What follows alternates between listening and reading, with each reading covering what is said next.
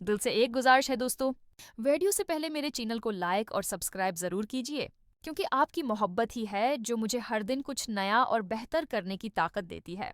मिनसंदर देखना अब और भी ज्यादा दिलचस्प हो गया है, क्योंकि इस ड्रामे में एक बहुत बड़ा मोड़ आ गया है। रूही एक बूढ़ी नर्स का रूप धार कर नाहर के पास उसकी खदमत करने आ जाती है। रूही के पास यही वाहिद रास्ता होता है नाहिर के करीब आने और दोबारा घर में दाखिल होने का।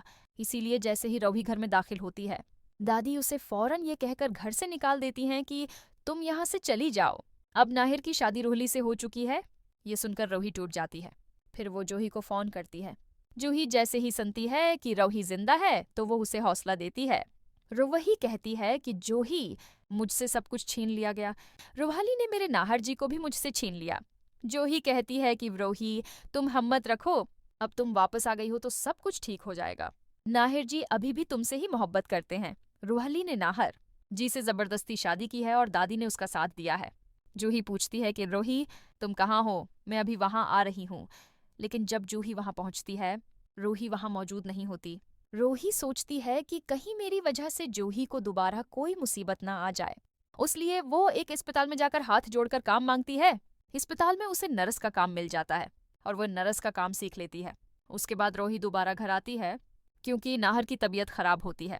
रूही बूढ़ी नर्स बनकर नाहिर की खिदमत के बहाने घर में दाखिल हो जाती है, क्योंकि यही उसका आखिरी मौका होता है नाहर के करीब आने, सच्चाई सामने लाने और रूहाली को नाहर से दूर करने का।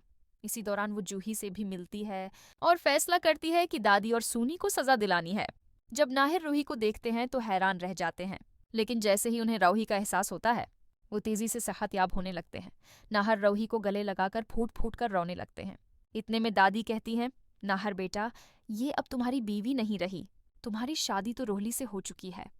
ये तो मर चुकी थी, पता नहीं अब कैसे जिंदा आ गई है। हमने तो समझा था कि ये अब उस दुनिया में नहीं रही, क्योंकि समर ने उस बच्चे को अपनाने से इनकार कर दिया।